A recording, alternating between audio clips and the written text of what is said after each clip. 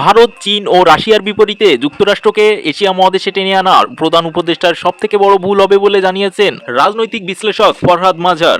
এ বিষয়ে ডক্টর ইউনূসকে সতর্ক হওয়ার পরামর্শ দিয়েছেন তিনি। দুপুরে প্রেস ক্লাবে এক আলোচনা সভায় তিনি এসব কথা বলেন। একই সাথে যুক্তরাষ্ট্রের সাথে কি গোপন আলোচনা হয়েছে সেসব কথা জনসাধারণের সাথে তুলে ধরার আহ্বান জানান তিনি। এছাড়া আওয়ামী লীগ ও জাতীয় পার্টিকে ভারতীয় মনোভাবাপন্ন বলে মন্তব্য করেন বক্তারা। ভাইরাল নিউজ এবং ভিডিওগুলো সবার আগে পেতে আমাদের চ্যানেলটিকে সাবস্ক্রাইব করে রাখুন। বক্তারা শেখ হাসিনার সময়ে নির্বাচন ব্যবস্থা সমালোচনা করে তারা বলেন, জনগণকে দাস বানানোর প্রথা থেকে বের হয়ে আসতে হবে।